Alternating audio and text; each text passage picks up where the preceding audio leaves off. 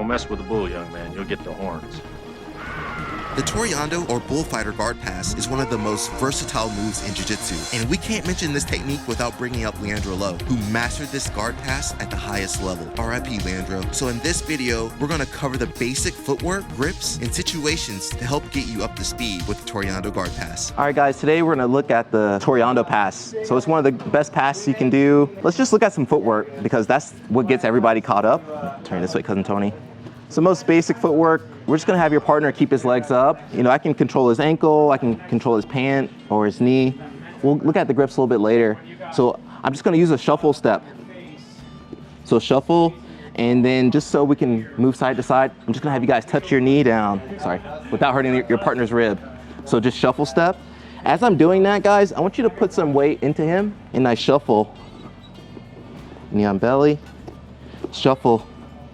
Knee on belly. As I'm doing that, guys, I want you to stay on your toes. That's an issue a lot of students have. You'll see this, especially with white belts. They'll lean too far forward and then, you know, they go for a ride. So my hips are back a little bit and I'm up on my toes, okay?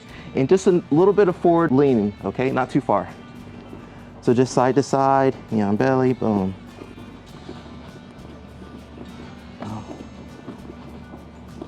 Oh, okay. The next footwork is a little bit more advanced.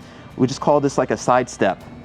So side step, and then back step, knee on belly. Boom. So this one's actually a little bit quicker. All right.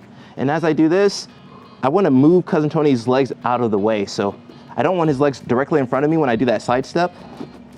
I want to move his legs to the, like my side. So imagine you're a bullfighter, you let the bull go to the side, never through the middle, right?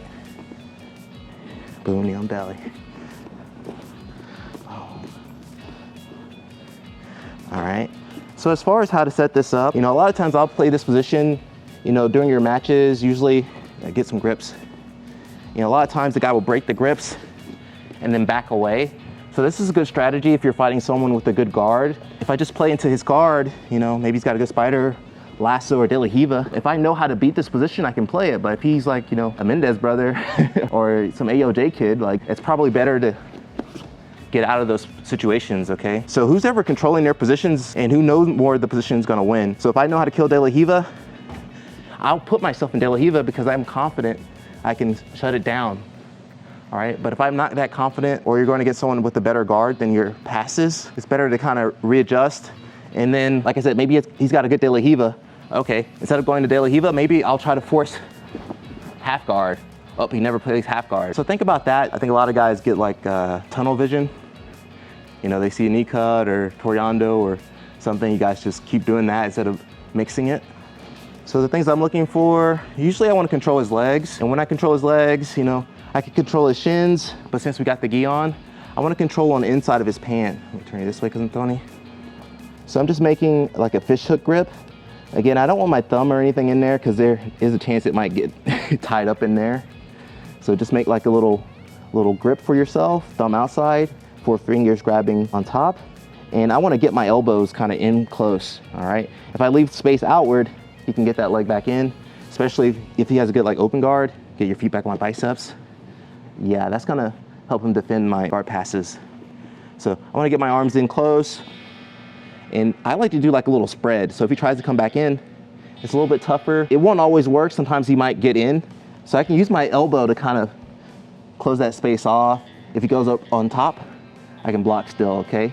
So don't be so passive when you get your grip and let the guy just do everything. Or even something as simple as breaking the grip. Like if I feel he's trying to break, I'm gonna really try to like twist his hips out of the way, which we'll look at a little bit later.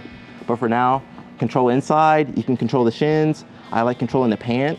And then we just do that same footwork. So I'm either sidestepping here, or I do that, or shuffle step, or the side step. But the same concept, I'm keeping his legs away from my body because I don't want him to extend his legs into me. And just extend your legs, Cousin Tony. Because it doesn't matter how fast I am, he'll keep up with me. Again, keep his legs away, and then I take my step. from here. Usually he's gonna do exactly what Cousin Tony's doing. He's gonna start framing and blocking. But since that near side leg is close, a lot of times I'm gonna bring my back leg in. So you know how we did that knee on belly drill? I bring that back leg through because he's gonna post off of this leg. And look, because he's on that leg, I can move that leg away. You see how he's following my leg? Create space. I'm still holding that back leg, but then, you know, once I get to this knee on belly position, I can let go and start to clear this near side leg and get my elbow in front of his thigh. If he tries to bring this leg back in, I'm gonna block it. If I don't do that step, he can start framing, okay? So again, controlling the top. Something I can do instead of just coming straight forward, because if he extends his legs now, he'll catch me. I can come under or lower. So I change my level and I just go lower. All right. So we did, if he frames my leg, you know, I just open that leg up, come through with the other leg. If he tries to frame my shoulder, that can happen too.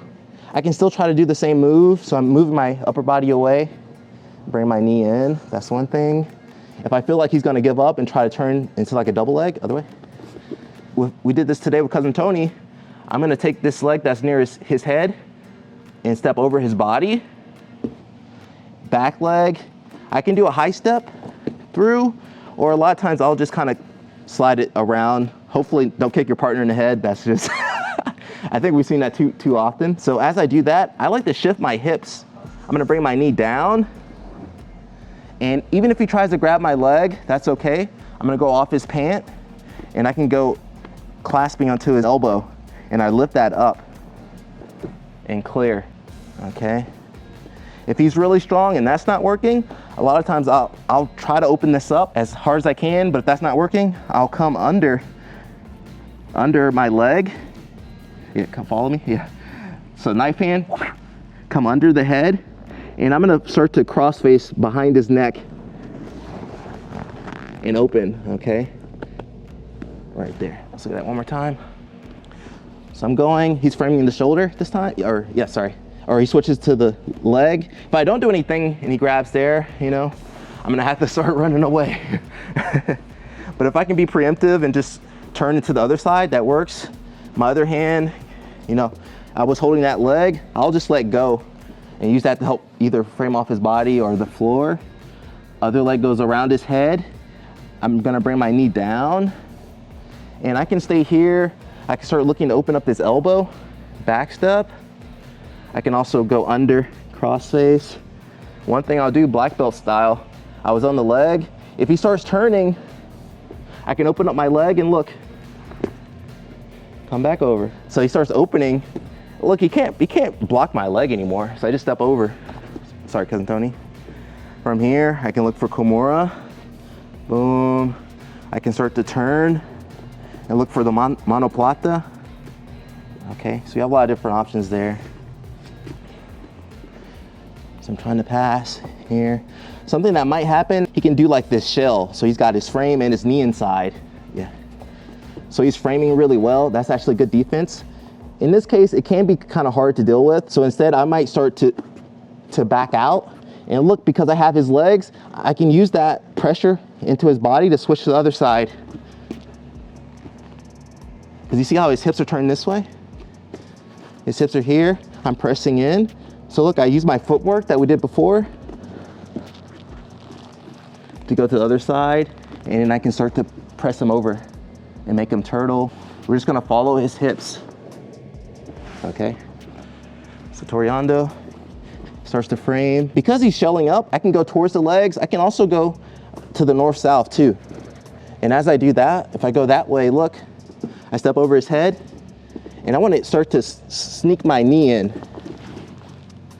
The whole time I'm keeping those grips. So if he tries to turn away, he's kind of stuck. That's a bad position for him. I'm here. So I keep his legs, and look, I push his legs forward. And I can start to get to the side. Another situation I might get, we call this a reverse leg drag, but I also consider it a Toreando.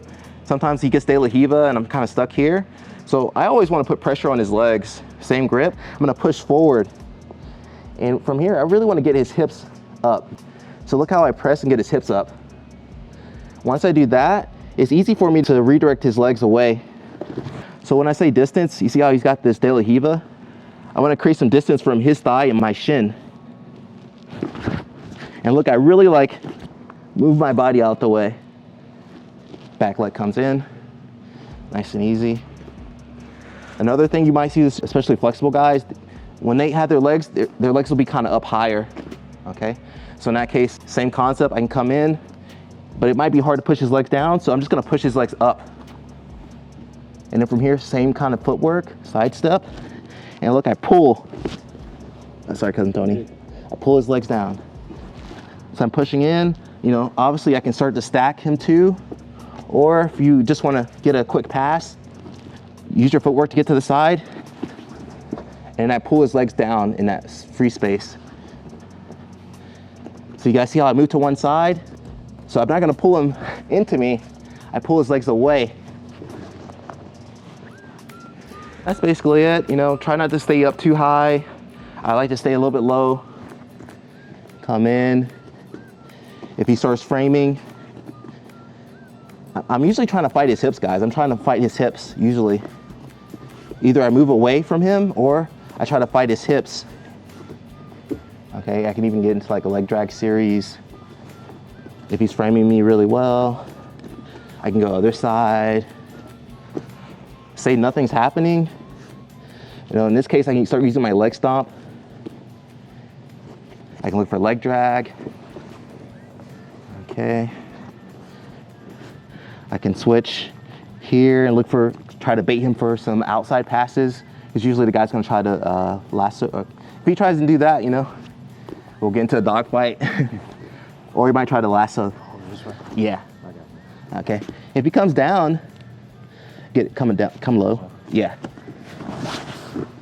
I'll just try to run the north-south. So that's Toriando, you know, great move. Again, RIP to Leandro Lo, he's the best to do it. Try to pressure into your partner, and then your upper body should be free, okay? Thank you, Cousin Tony. Thank you, Mike.